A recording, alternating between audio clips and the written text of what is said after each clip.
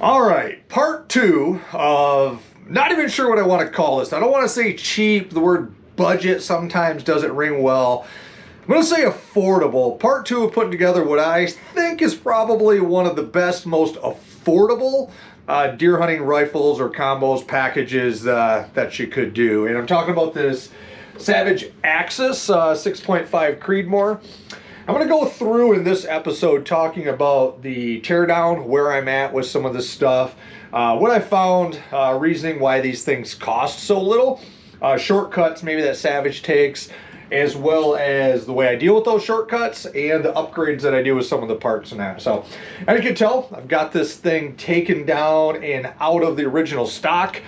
A lot of the screw turning and the gunsmithing and the things that I do in this video, I'm doing off camera. YouTube tends to pick and choose what they want to allow to be shown and not shown, and I really don't know. I haven't been able to figure them out, honestly. So just taking most of it out and talking my way through what I've done is kind of the route that I'm going to do as a safe bet to not get this video taken down.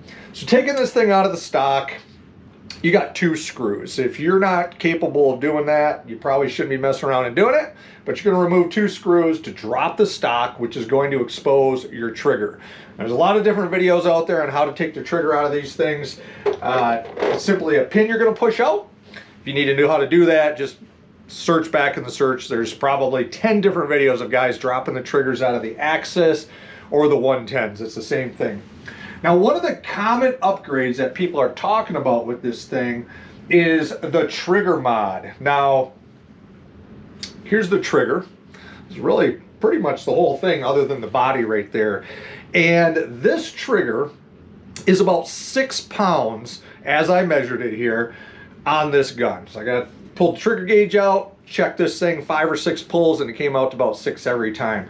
What a lot of people do is they modify this spring, or they buy one of these kits. Now, first budget thing I've realized with this Axis combo from Bass Pro or Cabela's, this trigger shoe right here, where the spring sets in here, this hole, now that hole is not threaded on this thing. So the spring sits in here like this, and when you pull the trigger, it squishes this little spring down. People replace this spring, all right?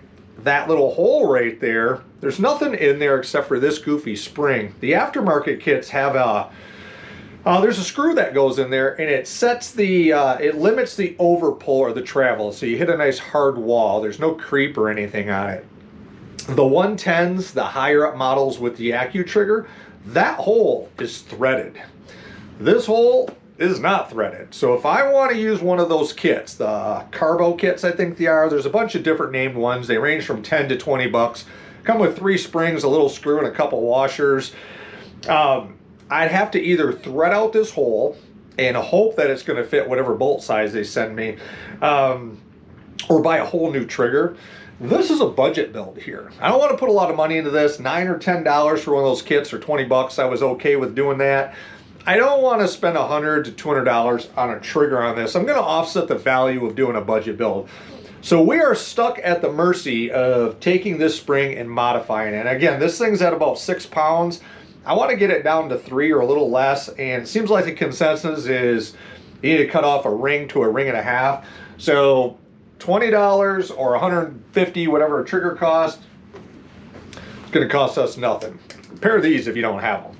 But we're going to clip off about a ring and a half of that spring. Again, I'm not going to show you how to do it. If you need to look it up, it's out there. We're going to do that and reinstall that trigger.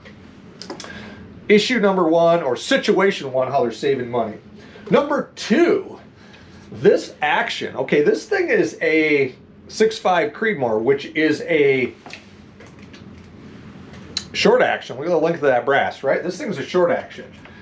Savage is building this thing on a long action. So this is a long action. Now when you go to shopping to address the other situation, which is the weaver rails that come up on this thing, we want to replace that with the pick rail.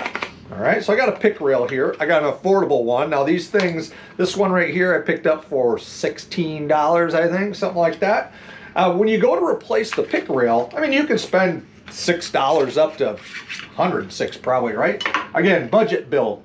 But when you go to replace this pick rail, this is a long action. The Savage Axis, even though it's 308, a 6.5 Creedmoor, it's going to use a long action pick rail, all right?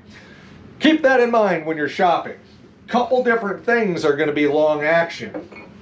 Now, I removed the Weaver bases that came on this thing.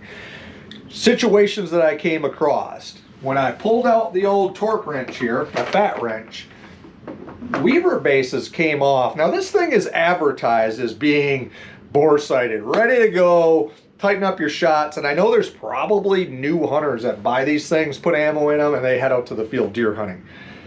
Bad idea if you're one of those people and you intended on doing that. The bases, these bases only had, I'm gonna ballpark it, and I'm gonna say these things had 10 inch-pounds, maybe 15, hold them on. They broke free really, really easy. Inside here, typically we clean the holes, you put some kind of a locking compound in there. You can see this. There's next to no red Loctite. One little hole had a little bit of red Loctite in there. So those bases, if you had bought in this thing and taken it out, not only were the bases loose, the rings themselves were barely clamped on to those small little bases. And the optic itself, the low quality optic, just was not mounted secure. Even with the light recoil of a 6.5 Creedmoor, I'm pretty confident this optic would have moved around. So there's a whole issue right there, an accuracy issue that we've just avoided entirely, or wasted ammo if you had bought one of these kits. So we're going to put this pick rail on here. Again, this is this Monstrum. You can buy these things all over the place. I've used them in the past and I've had no issues with them. The quality seems on par. They're probably making them for other companies and they just got a different name put up on them right there. But we're going to put this pick rail on there. We're going to get this mounted up.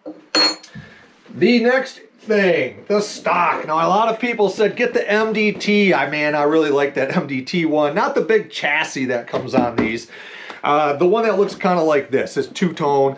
Get the MDT, get the Boyd's Wood one, get the this or get the that.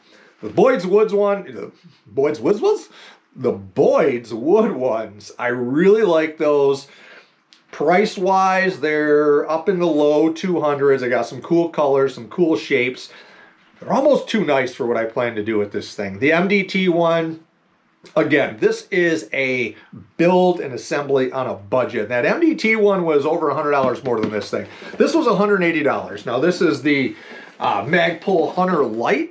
So this thing right now we've got the stock that was 180 bucks plus I think a couple change there. We're gonna say the stock in this thing were $200. Our trigger isn't gonna cost us anything. And the rifle with the sales tax in Michigan and everything out the door is basically 400 bucks now. Holiday season sales, you can get them for less. But right now, without putting the optic on, the gun itself, we're sitting at $600. That starts to flirt with the notion of buying some different rifles for $600. That gets you into the realm of, is this Axis now going to be as good, or could I just bought something else for 600 bucks that's a little better, maybe a 110, maybe a Remington or something else that's out there, Howa, for $600.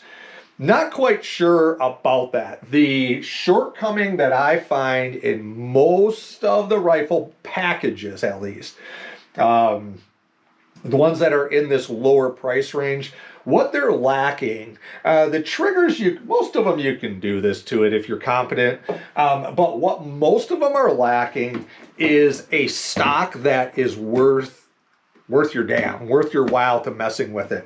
This thing has a full aluminum bedding in it, and I think this stock, along with lightening the trigger, is really going to change the character of this thing. The other shortcoming that the Savage Axis uses, and this is probably a cost-saving measure, but they use this floating lug. Now, most rifles, the lug right here is actually mounted right here. You take the barrel nut off and the lug is sticking out, and the lug itself is part of the actual action. Now, these Axises, it's not. The lug's in here. It's probably a cost-saving measure at some level. I'm not sure. A little bit of metal or just the processing of assembling and everything.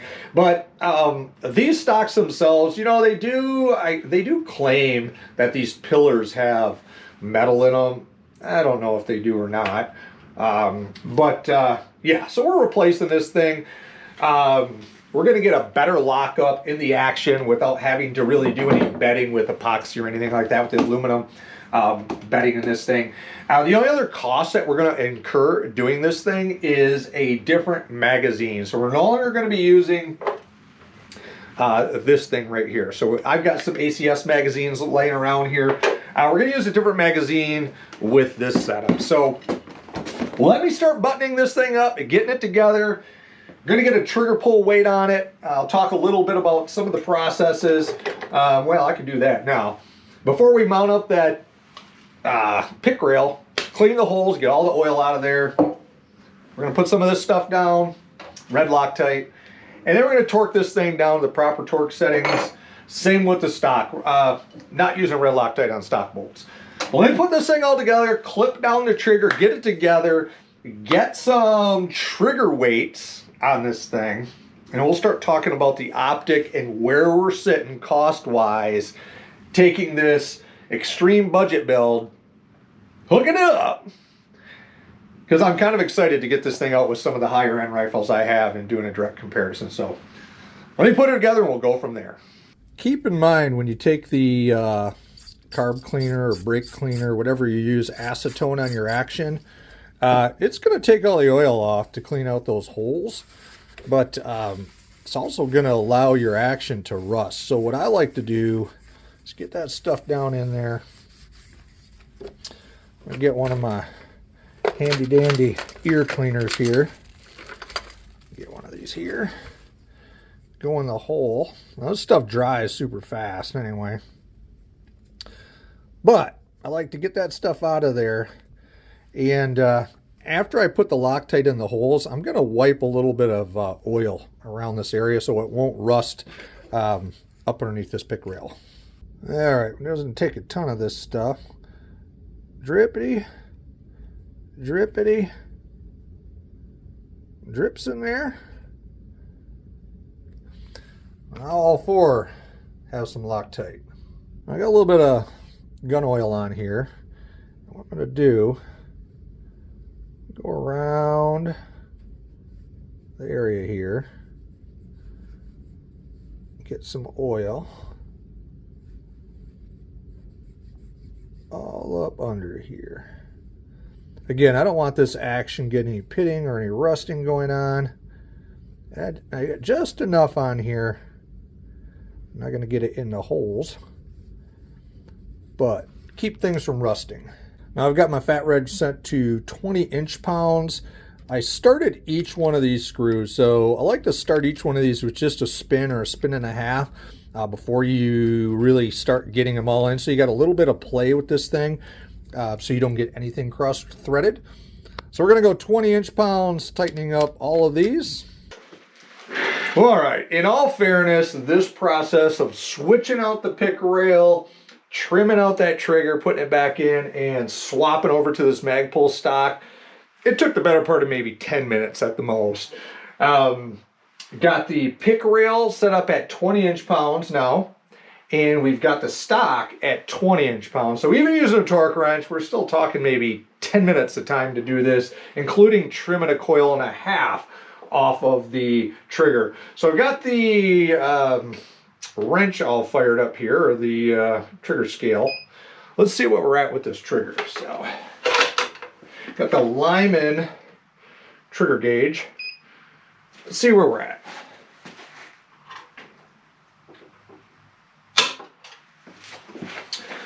£3 3 ounces we're at with that. Now I can do this a dozen times and it's going to come up a dozen different times, but real close.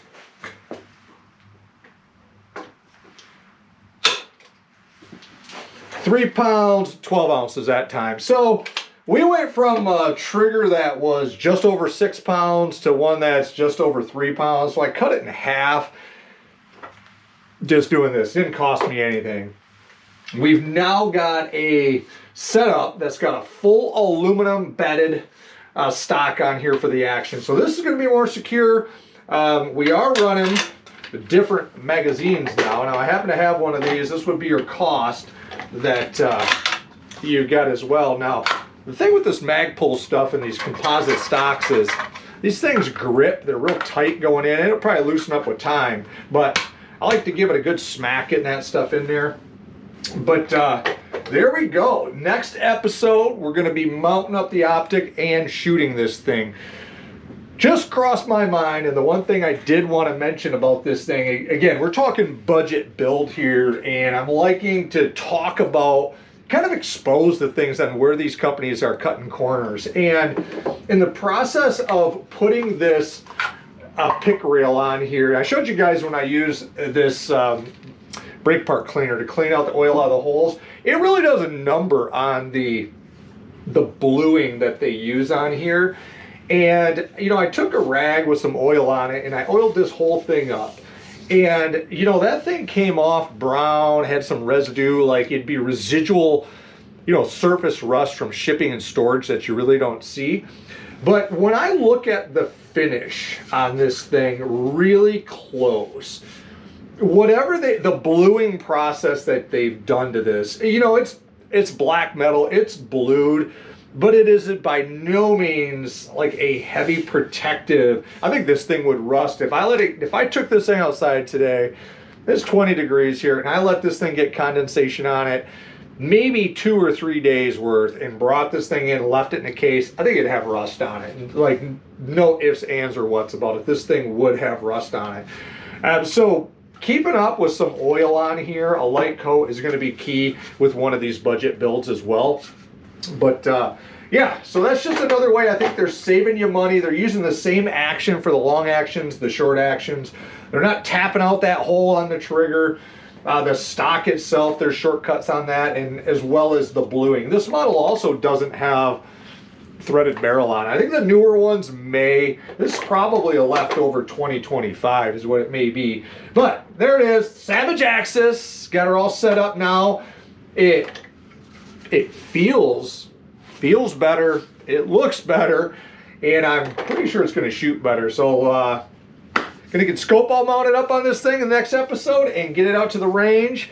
I'm gonna talk a bit about measuring the chamber and stuff as well, and seeing what this thing's gonna like for ammunition. So thanks for checking into number 2 here. Gonna be one more episode on this thing, and that's probably the one most people want to see, is how's this damn thing gonna shoot when we're looking at without the optic. There's lots of different options out there, but without the optic, finishing this up, we're talking about right now $550 to $600 package, depending on which mag you go with this Savage Axis. So thanks for checking on in. Get on out. Until you check in next time, keep on shooting.